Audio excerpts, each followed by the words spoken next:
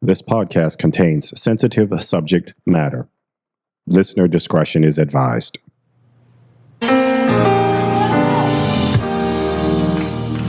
Because the Lord is my shepherd. Hey, everybody out there.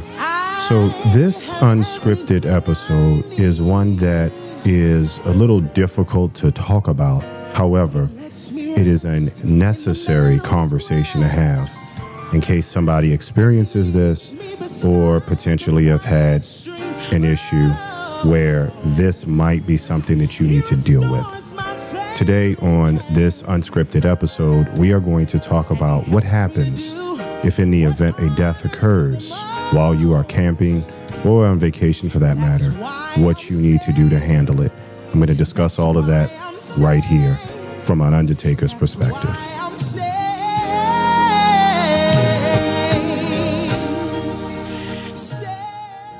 So let's kind of sort of put something in perspective. Let's say, for instance, you are out camping or you're on vacation or something along those lines, and you experience a death. Now, it is not a topic that most would like to talk about. We don't want to think about that. However, that inevitable situation does happen. I have experienced it not directly with my family. However, I have experienced it in a campground where I had to render assistance to that family.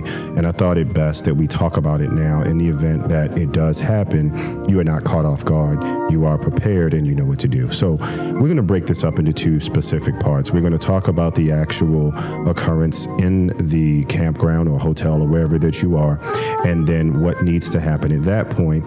And then we're going to take part two, which will talk to you about the various options you have as far as getting your loved one back home, getting your coach moved, things of that nature. So we're going to deal with the actual death that occurs, what happens next, and then we'll take part two and talk about how to get home, get you home, and get arrangements made. So first things first, when a death occurs, the first thing you need to do, especially if you're not in your home state, the absolute first thing you do is you call 911. That's the first thing you do. You call 911 and you let them know that the person that you are camping with is unresponsive. You don't say anything else. The person is unresponsive. I need medical attention. And they're going to ask you a few questions. They're going to probably get your name. Make sure you know where you are. Get a card or a check-in sheet that has the campground's address. And if the campground has like a gate or something like that, then the next phone call you make is to them to notify that medical personnel is on the way. And again, the person is unresponsive. Now, once you call 911, and they are able to get into the facility where you are, the next thing that you do is leave. Now, there's a reason for that. The reason that you leave the area is because A, you're not from there, and there is going to be a strong possibility that law enforcement will get called. And they need to separate you from that situation to get certain things answered, to make sure that there is no situation that they need to have detectives and things like that get involved. And if you're not from that state, there is a strong possibility that the medical examiner will get involved. Now, the medical examiner, often referred to as the Office of the Chief Medical Examiner, or for short, OCME, they will come out and get the remains at that point. But they are only going to be dispatched once medical personnel have firmly identified that your loved one has transitioned. Now, when the medical personnel have determined that, one of two things may happen. If they feel that they can revive them, they will take them to the emergency room or the local hospital. But if there is a confirmed death on arrival, most likely law enforcement will be called. The Office of the Chief Medical Examiner is going to be called, and you need to make sure that you are as calm as possible with that situation, because you're going to have to answer some questions. One of which is, has this person been sick, under doctor's care, things of that nature. If you have that information, it will definitely aid the Office of the Chief Medical Examiner in getting this remains processed as fast as possible. The second thing that you need to do is make sure any medication that person is on, you need to have that readily available. That is going to need to go with the Office of the Chief Medical Examiner. And then the law enforcement, they're going to ask you questions. How have they been feeling the last couple of days? Have you noticed anything strange? Where were you when you discovered the remains there? And just questions to make sure that their report can be complete. As long as they do not suspect any foul play, as long as the medical examiner, when they do their initial evaluation, they don't see anything that is out of the ordinary, no broken bones, no things like that, they will take them, they will do what they need to at their office, and then you will be notified once the remains are ready to be transported.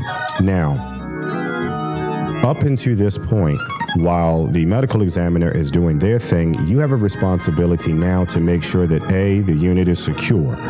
B, if you are not able to move or drive that unit, you need to get in contact with somebody like FMCA or FMCA Assist or a loved one that can help you get packed up and transported home. Or if you can't get it home, at least talk to the campground so that they can have somebody move your trailer, or potentially have somebody move your coach to a place where you can have some type of long-term storage so that you can make arrangements to fly home, or however you decide to get there. If you have a towed car, you can probably drive home.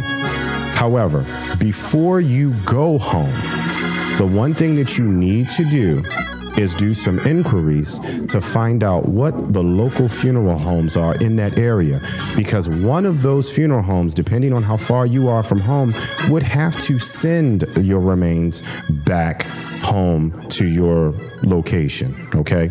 So that is very, very, very crucial. In the next step, you must find a funeral home that would pick them up from the medical examiner office and transport them, or prepare them to be transported to your local funeral home in your local municipality. Your loved one's doctor may also need to be notified, but at this point, you're also notifying other next of kin, especially if you are not the direct next of kin. You need to get in contact with them. And then again, the conversation of where they are and how to get them home begins. So part 2, we're going to talk about the steps necessary to get your loved one home after a death has occurred. So, once you have contacted family and friends and you've gotten your unit secure and things of that nature, the next thing you need to do is select a funeral establishment that will pick the remains up from the Office of the Chief Medical Examiner and prepare them for transport back home. Now, you have one of two options. One is cremation. Now, if you decide to do that, then that means you don't have to worry about getting a full body back home. It's usually less expensive, and you can take your loved one with you within a matter of days. However, should you or your loved one require or suggest that they want full body burial, either it be earth burial or entombment in mausoleum fashion, what you would need to do is contact that funeral home and give them authorization to remove from the Office of the Chief Medical Examiner. And once that authorization is obtained, then they will bring them back to the funeral home, where you need to make several decisions. One, depending on religious preference, will be how to preserve that remains to get them home. Now, contrary to popular belief, embalming is not absolutely required. Now, they will tell you that that is not true. Embalming is never absolutely required, and it is not the only way to preserve a remains to get them back home. There is other options, up to and including Ziegler type cases where you can use the method of dry ice to get them back home through a sealed mechanism inside of another container.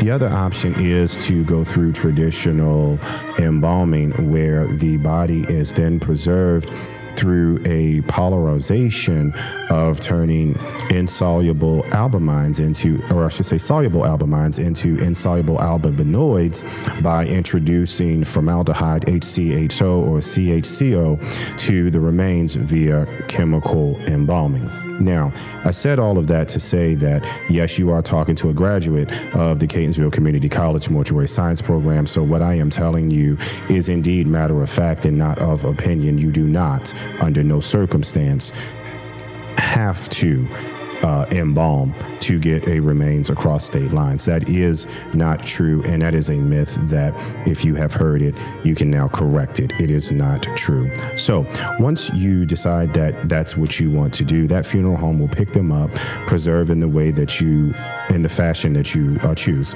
And then at that point, you have one of two options. My option that I suggest is that you have the body sent back in a transport container and then purchase all of your funeral service needs from the funeral home at home. That would be any type of casket, flowers, any type of memorialization, any type of out of burial containers, and or other accessories that you need. You do not need to purchase that from the funeral home that takes care of the remains while you are away or on vacation. Okay, that is my best advice. Now, once you get back home to your local funeral establishment, they will guide you and give you all of the information that you need to make arrangements.